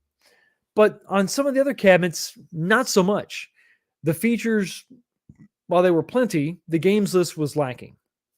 Or the price way overshot the number of games or the number of features or the innovations at all. So as we look at the life cycle of, let's say, the Street Fighter, for example, you're talking about $299, $300, no riser, no lit marquee, a non-BOE monitor, a mono speaker in the control panel. And then as things move forward, now you're looking at $500 for legacies moving forward. So let's say you've doubled the price, but did the value really stay there? I mean, do you think that it really, really stayed? So what did you get for your additional $200? You got a riser. Did you like the riser? Did the riser add a lot to the value of the cabinet? Did the riser get the cabinet to the right elevation for you? I don't know. If it's not tall enough, then what's the point of the riser? If you had to add a riser to your riser, well, that's kind of a problem. The games list definitely increased. That's a good thing. You got a lit marquee, but how was the quality of that lit marquee? If you're talking about the legacy cabinet on the left, it has some cool graphics. I mean, like the artwork on the side is cool, but while you would get your lit marquee, you would get a recessed marquee that had these stupid wings that didn't make any sense. And your control panel was actually more narrow and set within. It was between the two side panels, and it seemed a bit odd. It was just off, and the gameplay was suffered from that control panel placement. But you did get 14 additional games, and you got a coin door sticker. Now you go all the way up to Shinku Hadouken. Once again, $500, $200 more. Did you see the value? Is it really worth it? You got this. You got more games. You got 14 now instead of 12. You got a lit marquee, which looked a lot better. You got the molded coin door that looks really good. But when you consider where you started, AV, and if you consider where you started from what you were there, it seems like a huge leap, right? $299 for the first generation cabinet to a Shinku Hadouken cabinet, or Yoga Flame, or if it's Mortal Kombat, huge difference, right? Massive difference. But I'm here to tell you that's the wrong comparison to make. You can't go Gen 1 to Shinku Hadouken and think that that's the comparison. That's not the comparison I'm talking about. $299 isn't just the first generation cabinets. $299 is not just, a certain moment in time. The $299 price point still exists. Now, if you go to Walmart right now, you can find cabinets for $299. Shinku Hadouken in a certain form is $299. So let's talk about the original $299 cabinet. You had Street Fighter, Mortal Kombat. These were TN monitors. Not bad, but they weren't BOE. They weren't IPS. You had the 3 games, sometimes 4. Control panels were, they were decent, right? They were wide, but they were flat. They had a mono speaker built in, no lit marquee. And if you look at, like I said, if you look at that to what you can get now, it looks like you get a lot more, but that's not the case. What does $299 get you today? Not back then, today. $299 today will get you the same cabinet, but that cabinet's going to have Wi-Fi. That cabinet's going to have a BOE IPS monitor. That cabinet's going to have more games. That cabinet's going to have stereo speakers that are not in the control panel. That cabinet's going to have a slanted control panel, which is arguably, in my opinion, a better angle for gameplay. It's about the same width, but you've got these side panels screwed onto the side, like you can see over here with the Mortal Kombat. Shinku Hadouken has the same thing, so it's going to feel like it's about an inch wider. So $299, and what I'm using now, the current picture up is what's coming, what's eventually going to come out. But right now, if you go to Walmart right now, you can find the Shinku Hadouken in this form factor without a lit marquee, without a riser, for $299. 14 games, Wi-Fi, BOE monitor, all that stuff. So the question is this: past, present, and future. Has RK 1-Up ever been better than $299? At $299, you had options. At $299, you had a cheap cabinet that came with the current list of games, and that's remained consistent from day one to now. You can get the full games list, which is what you're really after. You're going to get the BOE monitor, which is what you're really after. You're going to get the stereo speakers. What do you have to add? What do you have to add? The marquee's already there. Just light it up. Go get an LED strip. The riser isn't there, but the riser's likely not tall enough anyway. You'd have to add a riser to it, so make your own riser. Has it ever been better than $299? Has there ever been a value? Has there ever been a price to feature ratio that's been better than $299? Think about the wildest cabinet out there. Go all the way to Pro at $1,000. With what you got, was that equal to a $299 cabinet? A current $299 cabinet? What about Terminator 2? What about an XL cabinet? Pick your cabinet. Marvel vs. Capcom 2 at $600. Was it the same value? So the question remains, Is $299 the best that Arcade 1-Up has ever been? I think that there's an argument to be made that no. It's, against the fact or for the fact that $299 is the best that they've ever been. And maybe that's the way that they should have stayed the whole time. I think there's some exceptions. I think that the value is there when you're talking about an XL cabinet. It's kind of, $599 for an XL cabinet, $200 more when you're talking about all the stuff that you're getting. There's no need for a riser. You got your lip marquee. You have a 19-inch monitor versus a 17. You got a comparable games list, especially with Pac-Man XL. Pac-Man XL having that same 14-game list that you can get on a deluxe or a legacy, and only being $100 more, that's big. And I don't mean just physically big. I mean the value. I think that is a contender for what's the best value. Is it better than the $299 cap? Is $599 XLs, is that the better value? I don't know. You have to be the judge of that. But I think at the end of the day, we have to decide for ourselves. Day one, have we really moved forward that much more? Right now, we complain, and I do. I complain about some of the prices and some of the games. But at the end of the day, you can still get a cabinet for $299 that has 14 games list. You can still get that now. It's going to have some limitations, but with some light modding, you can get it exactly where you want it. So has Arcade 1-Up ever been better than $299? That's something you got to judge for yourself. For me, I think I'm on the fence. But I think until we see that XL cabinet for $599 with the BOE monitor and all that, $299 is probably the best they've ever been. When'd you look at that? What the hell? Yo, the sign is real simple, B. It says wrap it up. All right, we've come to the end of the show. So once again, unfortunately, it is that time to go ahead and wrap it up. But before we do, we got to take a look at that poll question. The poll question was simply this: how many votes did we get on this weird timed Saturday night? Did we get 200? Oh, we got so close. I need 8 more votes. Can we get 8 more votes to get 200 votes?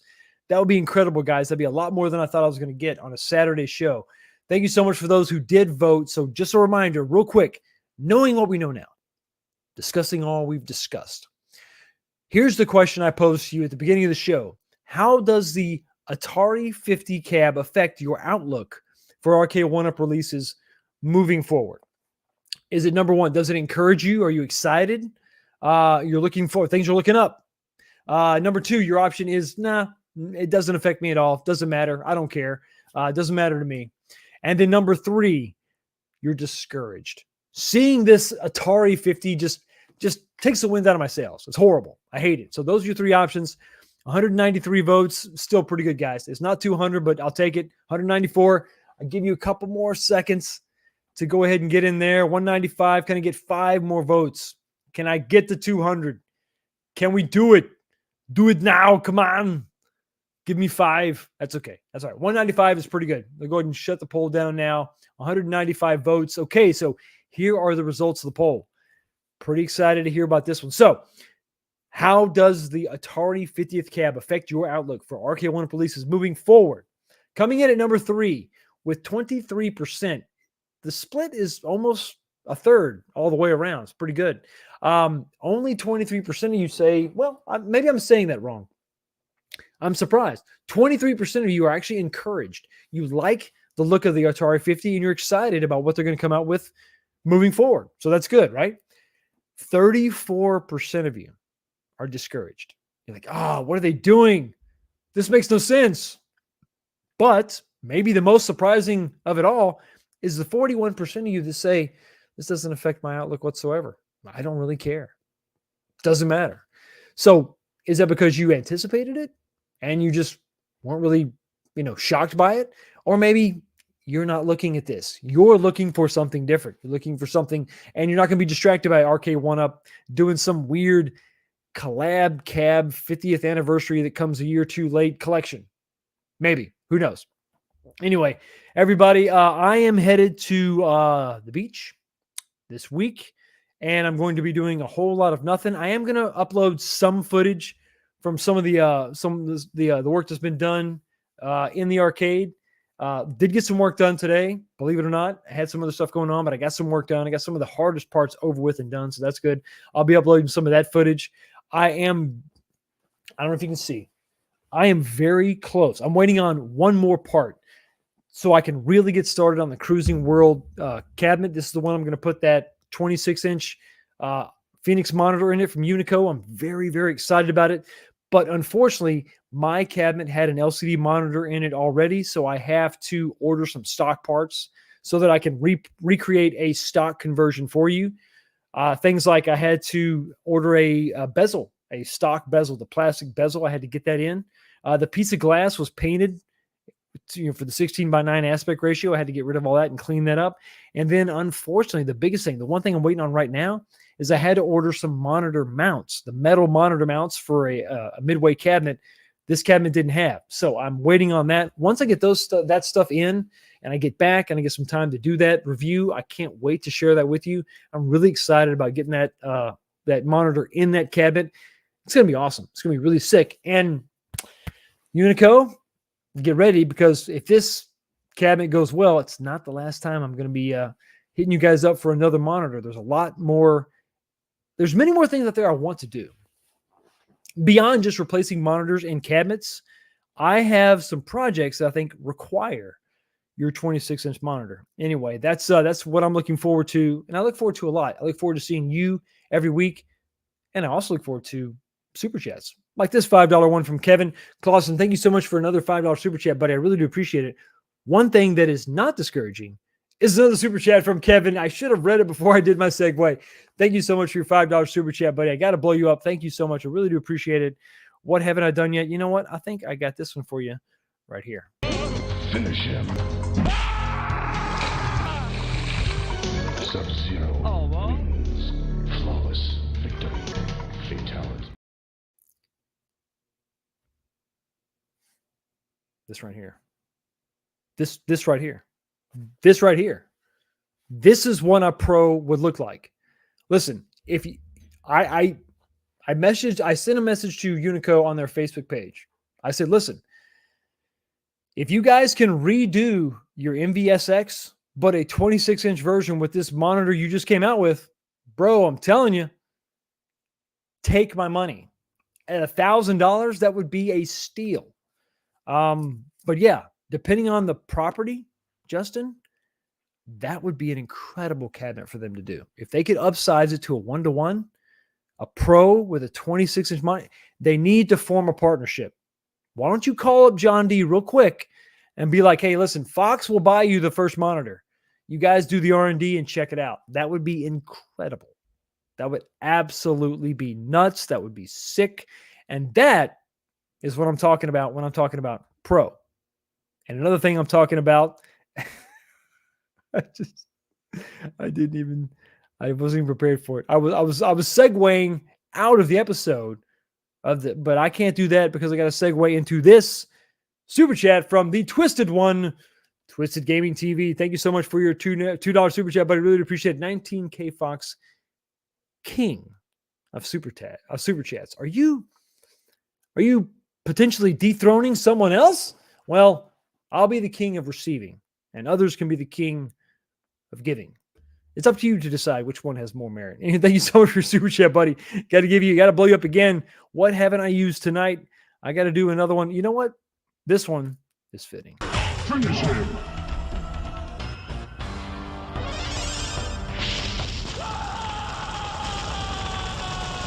Scorpion wins. Fatality. Whoopsie.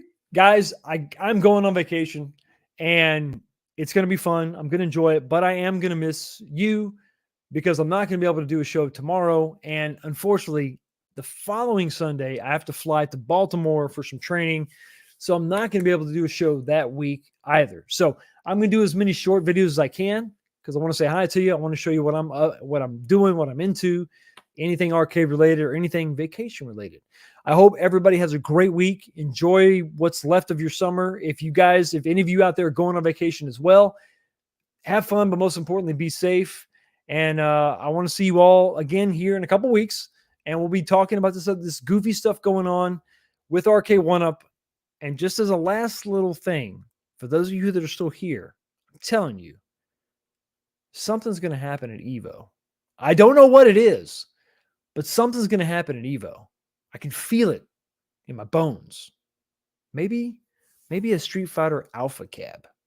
Who knows? Anyway, thank you so much for stopping by, checking out the channel. I hope you all have a blessed day, have a blessed weekend. I will see all of you next time. Peace.